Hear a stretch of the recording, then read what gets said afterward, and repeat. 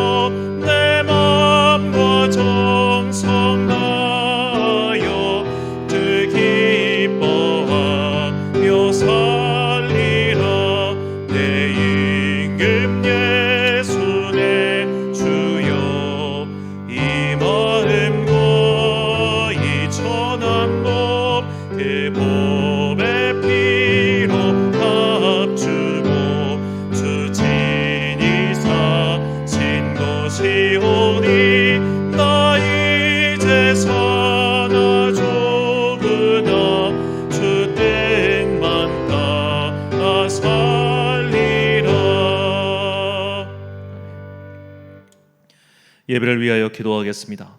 사랑과 은혜가 풍성하신 아버지 하나님, 한 주일의 중간인 수요일, 우리는 다시 한번 나의 시간과 공간을 구별하여 당신께 거룩한 예배를 드리고자 합니다. 주님, 이 시간 우리의 마음속에 여러 가지 불순물 같은 것이 섞여 있다면 성령의 불로 모두 제거하여 주시옵소서. 그래야 순진한 영혼, 거룩한 흰옷을 입고 주님께 즐거이 예배드리는 주님의 진실한 종들, 거룩한 자녀가 되기를 간절히 소망합니다. 우리의 삶을 두고 주님께 다시 한번 간구합니다. 우리의 모든 삶이 당신을 기쁘게 시게 하는 그런 향기로운 제사가 되게 하여 주옵소서.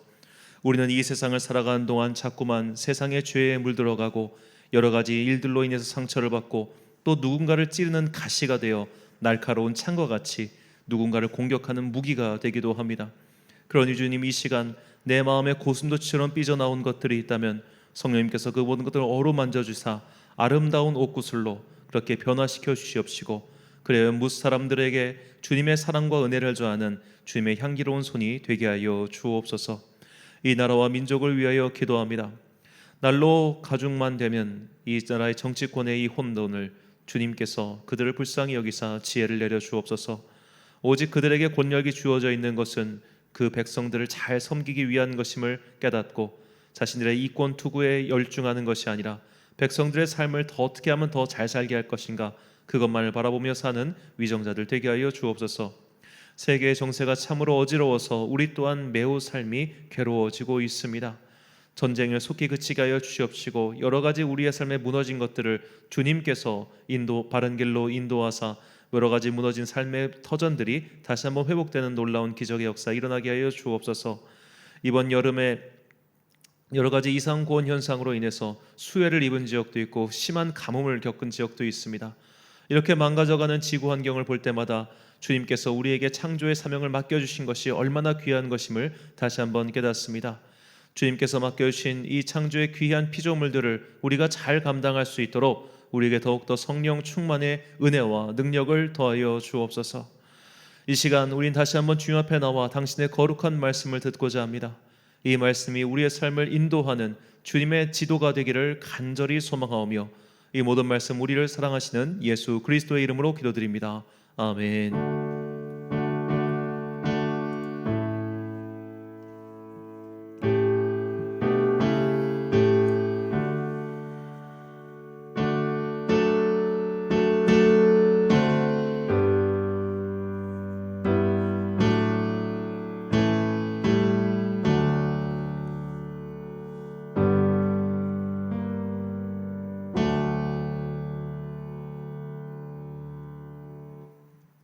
오늘 우리에게 주신 하나님의 말씀 마가복음 7장 25절부터 30절까지의 말씀입니다. 마가복음 7장 25절부터 30절까지의 말씀.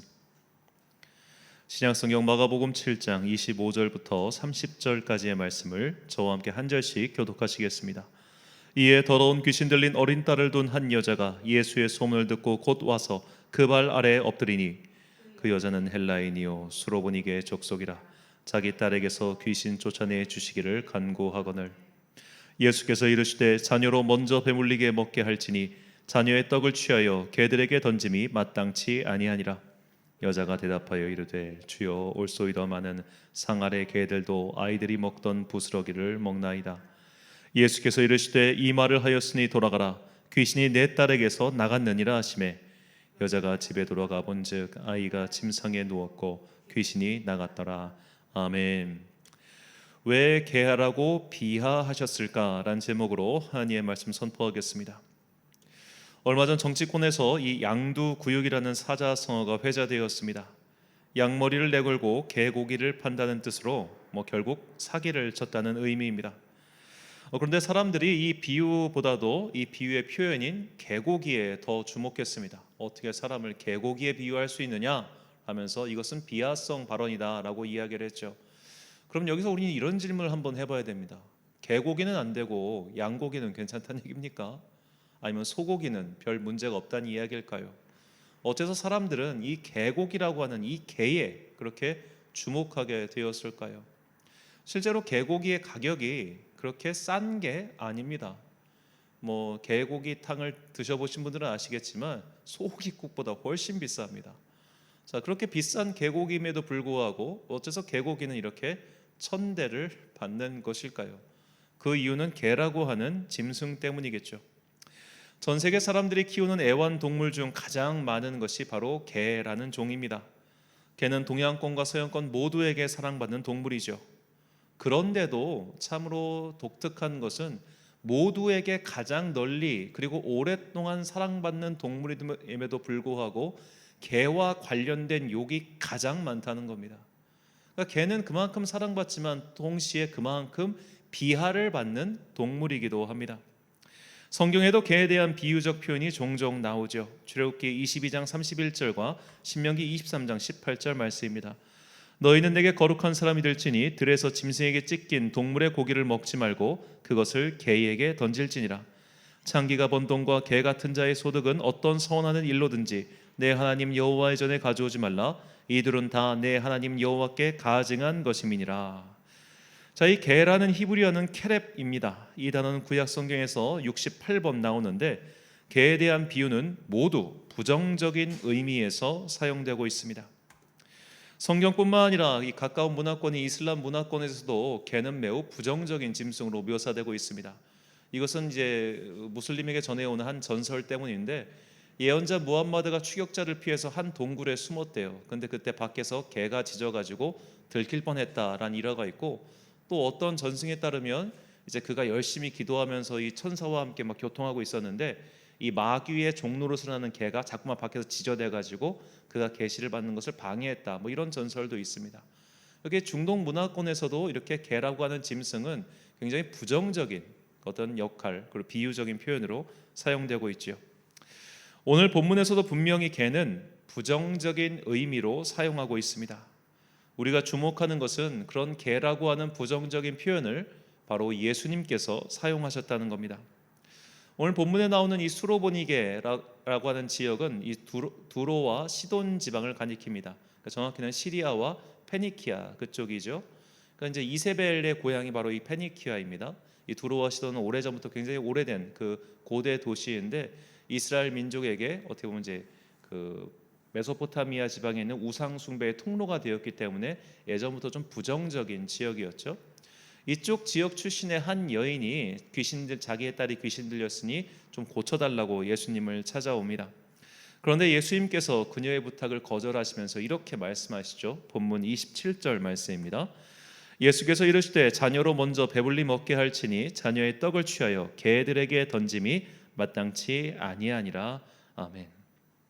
자, 예수님께서는 분명히 그녀의 청을 거절하십니다. 근데 거절하시는 모습도 분명히 낯설지만 그 표현이 우리를 더욱더 충격에 빠지게 하죠.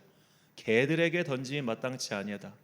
이것은 물론 비유적 표현이라고 말할 수 있겠지만 그냥 예수님께서 그 여인을 가리켜 개라고 비하하신 겁니다.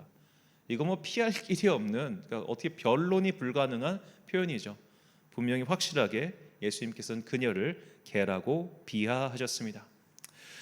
우리가 생각하는 예수님의 모습과 이 본문에서 이방 여인을 가리켜 개라고 말씀하시는 예수님의 모습은 굉장히 우리 안에서 충돌을 일으킵니다. 어떻게 사람한테 개라고 할 수 있어? 아까 말씀드렸다시피 고사성어에서 개고기에 비유한 것만 가지고도 어떻게 사람을 개고기에 말할 수 있어? 라고 이 난리를 치는 것을 봤을 때 예수님이, 더구나 예수님이 불쌍하게 자기를 찾아온 한 여인에게 개다라고 표현하신 것이 과연 적절한가? 이걸 가지고 우리에게 굉장히 마음에 좀 불편한 감정이 생기겠죠. 그래서 마태복음은 예수님께서 이런 말씀을 하신 이유를 독자들에게 추가적으로 설명합니다. 마태복음 15장 24절 말씀. 예수께서 대답하여 이르시되 나는 이스라엘의 집에 잃어버린 양 외에는 다른 데로 보내심을 받지 아니하였노라 하시니.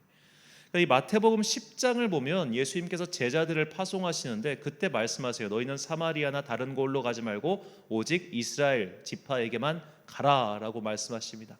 그러니까 그들의 사역 바운더리를 정해주신 것이죠. 그러니까 예수님의 사역은 분명히 온 세상을 위한 사역을 하러 오셨지만 그분의 활동 영역과 시간은 팔레스타인이라고 하는 지역에 국한되어 있었습니다. 만약 예수님께서 살아계신 동안 온 세계를 주유하시면서 복음을 전하시기 위함이셨다면 그분은 로마 황제의 아들로 태어나셨어야죠. 그래야지 활동하기 더 편하지 않겠습니까? 근데 예수님께서 갈릴리라고 하는 지역에서 태어나시고 그리고 그분의 활동 영역이 이 3년 동안 팔레스타인 안쪽에만 머물러 있었던 것은 분명히 어떻게 보면 이제 나중에 또 설명이 되겠지만 사도행전에 나오는 성령님의 임재 이후에 그런 선교의 영역 이전에 너희는 먼저 안에서 내실을 다져라라는 의미를 갖고 있었던 겁니다. 그러니까 1차적으로 유대인들부터 너희가 먼저 전도를 해가지고 내실을 가진 이후에 점차 그 영역을 확대해 나가라. 이것이 어떻게 선교의 지상 명령이기도 하고 사실 우리에게 주시는 말씀이기도 합니다. 오늘 뭐 주제와 조금 다르지만 우리가 무언가를 할 때 자기 안에 내실을 다지지 않고 시작하면 외화 내빈이 돼버립니다. 밖은 화려한데 속빈 강정이 돼버린다는 거죠. 우리가 물론 해외 선교, 기타 등등 선교, 그런 전도 활동 물론 중요하고 당연히 해야 됩니다. 또 그런 것들을 통해서 우리의 내면이 채워지는 것도 있어요. 하지만 자칫 잘못하면 내면은 하나도 안 채워졌는데 그런 바깥쪽 일만 쫓다가 겉으로는 화려하지만 속이 빈 사람들이 정말 많습니다. 우리의 믿음이 그렇게 되지 않도록 예수님께서는 어떻게 보면 이 말씀을 통해서 주의를 주시는 거죠. 내실부터 다져. 자, 그런데 그러면 예수님께서 이렇게 이방인들에게는 복음을 전하시지 않고 이방인들에게는 뭐 치유사역을 베풀지 않으셨냐 하면은 그게 또 아니에요. 자, 우리는 예수님께서 백부장의 하인, 이 로마 군대 백부장의 하인을 치유해 주신 이야기를 알고 있습니다. 근데 이게 뭐 마태복음과 누가복음을 잘 보면 이 백부장의 하인이 유대 사람인지 이방 사람인지 나오지 않습니다. 근데 이 백부장이 굉장히 사랑하는 종이라는 표현이 나오는데 물론 그 사람이 유대 사람일 수도 있지만 아닐 가능성도 있다는 거죠. 더구나 예수님께 부탁한 사람은 백부장 이방인입니다. 그럼 왜 들어주셨냐 이거예요. 이거 신분 차별이냐? 로마의 백부장은 힘 있는 권력자니까 도와주고 이 수로보니게 여인은 그냥 이방 여인 힘이 없으니까 안 도와주고 바로 이거냐? 그렇기 때문에 단순히 예수님께서 내 사역은 일단 유대 지방이기 때문에 이거 안 돼 라고 거절했다. 그래서 개라고 비유하셨다. 이 주장은 어떻게 보면 성경의 다른 내용과 불일치합니다. 그렇기 때문에 전통적으로 교회에서는 이 본문, 예수님께서 수로보니게 여인을 개라고 비유하신 것은 그녀의 믿음을 시험하기 위함이었다라고 해석하고 있죠. 마태복음 15장 28절 말씀입니다. 이에 예수께서 대답하여 이르시되 여자여 내 믿음이 크도다. 내 소원대로 되리라 하시니 그때로부터 그의 딸이 나으니라. 아멘. 예수님께서는 분명히 개라는 비하적인 표현을 사용하시면서 그녀의 부탁을 강하게 거절하셨습니다. 하지만 수로보니게 여인은 간절한 마음으로 예수님을 붙들고 늘어져서 그녀의 간구에 대한 응답을 얻었습니다. 우리는 이 이야기를 통해 간절히 붙들고 기도하는 것이 얼마나 중요한지를 배우게 됩니다. 예수님께서는 기도하며 포기하지 말 것을 다음과 같이 말씀하셨습니다. 누가복음 18장 1절과 7절 말씀입니다. 예수께서 그들에게 항상 기도하고 낙심하지 말아야 할 것을 비유로 말씀하여 하물며 하나님께서 그 밤낮 부르짖는 택하신 자들의 원한을 풀어주지 아니하시겠느냐, 그들에게 오래 참으시겠느냐. 아멘. 하나님을 간절히 찾는 자들은 반드시 응답을 얻게 됩니다. 그 과정에 사탄의 시험이 있습니다. 그리고 사탄의 죽은 노릇을 하는 사람들의 조롱도 있을 겁니다. 하지만 이런저런 시험에도 불구하고 끝까지 주님을 붙들고 늘어지는 사람은 반드시 구원의 선물을 얻게 됩니다. 우리는 이 수로보니게 여인의 일화를 통해서 오늘 이 수로보니게 여인의 일화에서만 예수님께서 단지 그녀의 믿음을 시험하는 주체자로 등장하실 뿐 우리에게도 항상 이런 시험이 있다는 거죠. 우리가 주님을 정말 붙들고 늘어질 때 저 사람은 참 뭐야, 개야, 멍청해, 저렇게 줄줄만 쫓아다녀, 그런 식의 어떤 비하적인 발언을 우리가 듣는다는 거예요. 그런 말을 들었을 때 그래, 내가 개도 아니고 뭐다라 이러냐, 내 자존심이 있지, 이러면 아무것도 얻지 못해요. 그러나 우리가 정말로 주님을, 자존심이 뭐가 중요해, 내 자식 생명을 살리겠다는데 자존심이 뭐가 중요해, 난 이제 아무런 희망의 끈도 없는데 주님 말고는 답이 없어 라고 생각으로 그렇게 매달릴 때 주님께서는 반드시 그 기도에 대한 응답을 들어주신다는 겁니다. 그렇게 그녀는 믿음을 시험받았지만 결국 그 시험을 통과하였고 정말로 이 성경 안에서 예수님께 믿음을 칭찬받은 몇 안 되는 사람 중 한 명이 되었죠. 자, 우리는 여기서 한 걸음을 더 들어가 봐야 합니다.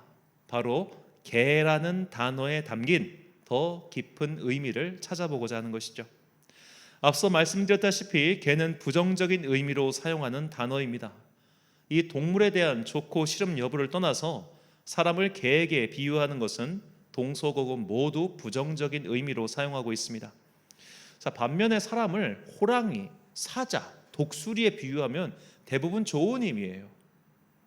호랑이도 짐승이고 개도 짐승인데 왜 개에게 비유하는 것은 비하성 발언이고 호랑이 같다, 사자 같다, 독수리 같다라고 하면은 칭찬이겠습니까? 자, 이것은 바로 개라고 하는 짐승이 가지고 있는 가축성에 있습니다. 개는 원래 늑대과의 동물이었는데 인류가 가장 먼저 가축화에 성공한 동물입니다. 그러니까 인류와 함께 가장 오래 살을 부대끼고 산 짐승이 바로 개예요. 원래는 야생동물이었지만 인간의 가축화가 되면서 이 개는 야생성을 상실하게 되었습니다. 바꿔 말하자면 개라고 하는 짐승은 주인이 없이는 살 수 없는 동물이라는 겁니다. 이게 포인트입니다. 개라고 하는 짐승은 주인이 없이는 살 수 없어요. 그런 의미에서 이 땅에 사는 모든 그리스도인들은 개입니다. 주인이신 하나님 없이는 살 수 없는 게 우리의 본질이라는 거예요. 그러니까 우리는 이 개라고 하는 표현을 그냥 비하성 표현으로 받아들일 것이 아니라 사실은 너희는 모두 개야. 개와 같이 주인에게 충성하고 주인에게 주는 음식을 먹고 살아야 돼. 그것이 진짜 너희가 사는 길이야 라고 하는 이 숨겨진 의미를 발견해야 합니다. 개는 항상 주인을 쳐다봅니다. 개는 자신이 살기 위해서라도 주인을 떠나지 못하죠. 오늘 본문에서 이런 개의 처지를 설명하는 수로보니게 여인의 말을 다시 한번 귀 기울여 들어야 됩니다. 본문 28절 말씀. 여자가 대답하여 이르되 주여 올소이다마는 상 아래 개들도 아이들이 먹던 부스러기를 먹나이다. 아멘. 자, 이것이 과연 개의 비참한 처지를 설명하는 것일까요? 여러분, 부잣집 개는 상팔자입니다. 가난한 집의 개는 주인이 먹다 남은 음식 까딱까딱 먹어야겠지만, 여러분 부잣집 개를 보십시오. 요새는 개 병원, 개 호텔, 개 미용실, 개 장례식장도 있습니다. 부자들은 개에게 아낌없이 투자합니다. 저도 참 개를 사용하지만 이해를 못 하겠는데, 저희 교회 옆에도 24시간 동물병원이 있어요. 제가 이제 일을 마치고 갈 때마다 우리 애 어떻게 하고 막 달달달 가시는 분들 정말 많은데, 그러니까 좋은 집 개는 대우를 받아요. 그러니까 개팔자 상팔자란 말이 있지 않겠습니까? 그걸 바꿔 생각하면, 내가 하나님의 집의 개가 되면 내 팔자는 상팔자라는 거예요. 즉 하나님을 주인으로 모신 개는 진짜로 직설적 표현 그대로 개 같은 인생이 아니라 하나님께서 택하신 복받은 인생이 된다는 겁니다. 내가 주인으로 무엇을 섬기느냐? 내가 주인으로 하나님을 섬기면 마치 집 좋은 좋은 집 주인 만난 이 개 상팔자를 누리는 개처럼 우아하고 아름답고 즐겁게 살 수 있지만, 주인을 잘못 만나면 비참한 인생을 산다는 거예요. 주인이 좋은 집 개의 팔자가 정말 나쁜 주인 밑에서 일하고 있는 인간의 팔자보다 나은 것처럼, 우리는 하나님을 주인으로 모실 때 정말로 그 어떤 복보다 훨씬 더 큰 복과 은혜를 누린다고 하는 것을 오늘 비유를 통해 우리는 깨달아야 합니다. 이렇게 주인을 잘 만나 상팔자의 인생을 산 사람이 바로 갈렙입니다. 갈렙이라고 하는 히브리어의 뜻이 바로 개예요. 갈렙의 이름의 뜻은 개다. 자, 갈렙은 그러면 이스라엘 지파 출신이냐? 바로 그렇지가 않죠. 갈렙은 오늘 본문에 나오는 수로보닉의 여인처럼 이방인 출신이었습니다. 민수기 32장 12절 말씀. 그러나 그나스 사람 여분네의 아들 갈렙과 눈의 아들 여호수아는 여호와를 온전히 따랐느니라 하시고, 자, 민수기에서는 그나스라고 나오고 여호수아에서는 그니스라고 나옵니다. 또는 이걸 겐 사람이라고도 해요. 본래 이들은 가나안 남부 지방 사람들입니다. 즉 이스라엘 민족은 아니었지만 후대에 이 유다 민족에게 편입된 자들이 바로 이 갈렙의 조상 아버지였어요. 원래 이방 민족이거나 유다 지파 안으로 편입이 되었다. 자, 그렇게 이방 민족 출신임에도 불구하고 그는 유다 지파를 대표하는 정탐꾼이 되었습니다. 이 갈렙이라고 하는 인물이 얼마나 대단한 인물인지 알게 되는 구절이겠죠. 갈렙은 주인을 잘 만난 개였습니다. 그래서 상팔자가 되었습니다. 다른 10명의 정탐꾼들은 공포라는 이름의 주인, 대중심리라는 이름의 주인, 세상적 판단과 가치라는 이름의 주임을 모시고 살았습니다. 그래서 망했습니다. 하지만 갈렙은 여호와 하나님만을 주인으로 모시고 살았습니다. 그는 주인을 둔 개처럼 용맹했습니다. 주인을 뒤에 둔 개는 곰과 같은 맹수와도 맞서서 싸웁니다. 주인을 지키기 위해서라면 생명을 바치는 것도 마다하지 않는 짐승이 바로 개입니다. 왜냐하면 주인에게 문제가 생기면 자기도 죽기 때문이에요. 정말로 주인과 함께 생사고락을 함께하는 짐승이 바로 개입니다. 그렇게 갈렙은 주님께 개처럼 충성하고 주님을 온전히 따랐던 사람이죠. 그래서 성경은 그의 충성심에 대해 이렇게 이야기합니다. 민수기 14장 24절과 신명기 1장 36절 말씀입니다. 그러나 내 종 갈렙은 그 마음이 그들과 달라서 나를 온전히 따랐은즉 그가 갔던 땅으로 내가 그를 인도하여 드리리니 그의 자손이 그 땅을 차지하리라. 오직 여분네의 아들 갈렙은 온전히 여호와께 순종하였은즉 그는 그것을 볼 것이요 그가 밟은 땅을 내가 그와 그의 자손에게 주리라 하시고 아멘. 자, 재미있는 것은 이 민수기 14장 24절의 온전히와 신명기 1장 36절의 온전히가 다른 단어입니다. 자, 첫 번째 온전히는 예케브란 단어로 이 쓰는 계속적으로란 뜻이고, 이 두 번째 신명기의 온전히는 마레로 가득 차다라는 뜻입니다. 자, 이 두 가지를 개의 속성과 연결시켜 봅시다. 개가 주인을 졸졸졸 쫓아다니는 거예요. 그냥 어디를 가든지 꼬리를 살랑살랑 흔들며 졸졸졸졸졸 쫓아다니고 있습니다. 그 마음속에 뭐가 가득 차겠어요? 주인을 향한 마음입니다. 물론 주인이 주는 음식에 대한 마음일 수도 있겠지만 여하튼 주인이 주는 거잖아요. 개는 훈련 잘 시키면 외부인이 주는 음식도 안 먹습니다. 그렇게 개를 훈련시킬 수도 있어요. 그 마음이 계속 주인을 쫓아다니며 오직 주인으로만 가득 차 있었던 그 개와 같은 충성스러운 모습이 바로 갈렙이었다는 겁니다. 그렇기 때문에 갈렙은 정말로 주님께 많은 복을 받았죠. 특별히 그가 받은 복 중 하나가 그가 가진 건강과 장수의 복이었습니다. 갈렙이 85세 때에 이 산지를 내게 주소서라는 용맹한 발언을 하지 않습니까? 그 장면을 한번 생각해 보십시오. 갈렙의 또래는 지금 다 죽었어요. 갈렙의 또래 집단은 이미 광야에서 다 죽었어요. 지금 눈앞에 있는 사람들은 대부분이 50대의 최고령자가 기껏해야 60대 됐을까 말까였을 거예요. 그런 세월 동안 본인은 아직도 건강해. 나만 남아있어. 이게 얼마나 그에게 준 큰 축복입니까? 개는 주인이랑 함께 살면 20년도 삽니다. 그런데 주인에게 버림받은 야생 개들은 5년을 채 살지 못합니다. 주인과 함께 있으면 개의 운명은 달라져요. 그러나 주인을 잘못 섬기거나 주인이 없으면 그 개의 운명은 비참합니다. 주인을 잘못 만나서 얻어맞다가 죽는 개가 어디 한두 마리겠습니까?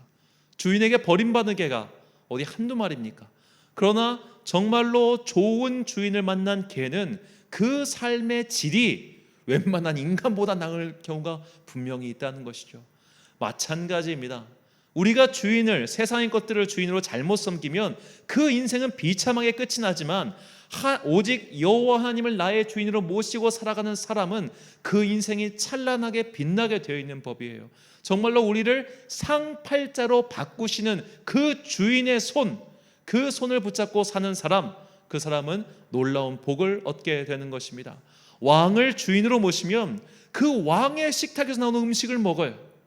그러나 거지를 주인으로 모시면, 혹은 잘못된 주인을 모시면 쫄쫄 굶다 죽게 되는 것입니다.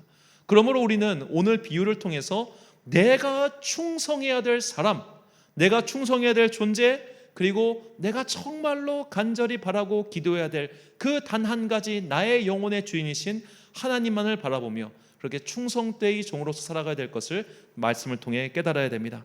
이런 자들에겐 주님께서 놀라운 복을 주신다고 다음과 같이 약속하셨습니다. 요한계시록 2장 10절 말씀 함께 읽겠습니다. 시작. 너는 장차 받을 고난을 두려워하지 말라. 볼지어다 마귀가 장차 너희 가운데서 몇 사람을 옥에 던져 시험을 받게 하리니 너희가 10일 동안 환난을 받으리라. 내가 죽도록 충성하라. 그리하면 내가 생명의 관을 내게 주리라. 아멘. 사랑하는 천안광성교회 성도 여러분, 그리고 이 예배를 함께 드리시는 귀한 주님의 자녀 여러분, 주인을 잘못 만나고 잘못 선택한 인생은 설령 사람이라도 개만도 못한 인생을 살게 됩니다. 우리가 세상을 주인으로 삼고 돈을 주인으로 삼고 명예와 권세를 주인으로 삼으면 결국 봄날의 개처럼 마귀에게 잡혀 먹힐 겁니다. 그러나 여호와 하나님을 주인으로 삼은 개의 인생을 산다면 정말 상팔자 같은 인생을 살게 됩니다. 부자 주인을 만난 개들이 얼마나 호사를 누리는지 보십시오. 그런 개들은 심지어 유산을 상속받기도 합니다. 개는 주인이 없이는 살 수 없습니다. 그래서 주인에게 생명을 바쳐 충성합니다. 우리도 마찬가지입니다. 우리가 예수님을 그리스도 나의 주라고 고백하는 것은 그분이 없이는 우리가 살 수 없다는 고백입니다. 주인이 없이는 살 수 없기에 생명을 바쳐 충성하는 미물에 불과한 이 개를 본받읍시다. 우리는 하나님의 자녀이지만 동시에 하나님을 주인으로 모신 주님의 종들이라는 사실을 기억하십시오. 그렇게 죽음을 두려워하지 말고 생명의 근원이신 하나님께 충성하여 세상의 온갖 좋은 것들을 얻는 호사와 함께 생명의 면류관을 취하는 여러분과 제가 되시길 주님의 이름으로 축원합니다. 기도하겠습니다. 사랑과 은혜가 풍성하신 아버지 하나님, 갈렙은 자신의 이름 그대로 주인이신 하나님께 충성하였습니다. 그래서 정말 온갖 좋은 것을 받았습니다. 그는 원래 이방인이었지만 정말 그의 팔자는 상팔자가 되었습니다. 그러나 좋은 혈통을 타고났음에도 불구하고 각 그룹의 지도자였음에도 불구하고 주인을 잘못 택한 이들은 광야에서 모두 죽고 말았습니다. 주님, 우리의 인생이 주인을 바로 택하고 그 주인의 상에서 나오는 음식을 기뻐하며 먹으며 그 주인과 함께 동고동락함을 가장 행복하게 여기는 그런 충성스러운 종들, 충성스러운 믿음의 개들이 되게 하여 주옵소서. 이것은 결코 우리를 자기 비하하는 것이 아니라 오히려 우리 자신의 영혼을 가장 기쁘고 좋은 곳에 두는 것임을 잊지 않고 정말로 주님께 충성하여 주님께서 주시는 온갖 좋은 것들을 받아 생명의 면류관을 취하는 당신의 복된 자녀들 되게 하여 주옵소서. 무엇보다 우리가 주님께 정말로 간절히 간구할 때 주님께서는 우리에게 필요한 모든 것들을 더해 주심을 믿고 오늘 내 삶에서 필요한 것들을 미리 챙겨주시는 이 나의 선하신 주인이신 여호와 하나님께만 온전히 온 마음으로 그리고 멈추지 않고 충성하며 따라가는 당신의 거룩한 종들 되게 하여 주옵소서. 오늘 이 말씀 가지고 우리의 평생 동안 좌로나 우로나 흔들리지 않고 주님께만 충성을 다하는 종들 되기를 간절히 소망하오며 이 모든 말씀 우리를 사랑하시는 예수님의 이름으로 기도드립니다. 아멘. 찬송가 333장 찬양하겠습니다.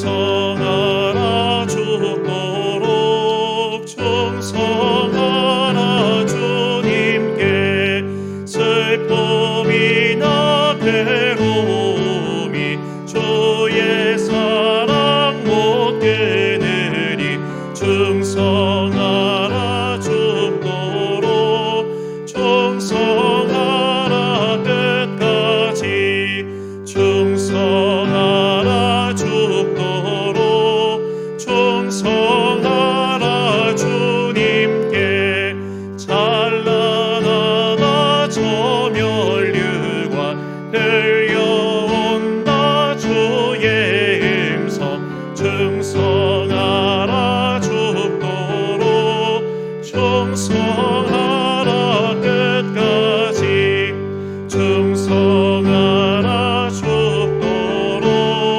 충성하라 주님께 항상 내가 힘쓰오니 주님 나를 도우소서 충성하라 죽도록 충성하라 끝까지 아멘. 주기 너무나심으로 수요일 예배 마치겠습니다. 하늘에 계신 우리 아버지, 아버지의 이름을 거룩하게 하시며 아버지의 나라가 오게 하시며 아버지의 뜻이 하늘에서와 같이 땅에서도 이루어지게 하소서. 오늘 우리에게 일용할 양식을 주시고 우리가 우리에게 잘못한 사람을 용서하여 준 것 같이 우리의 죄를 용서하여 주시고 우리를 시험에 빠지지 않게 하시고 악에서 구하소서. 나라와 권능과 영광이 영원히 아버지의 것입니다. 아멘.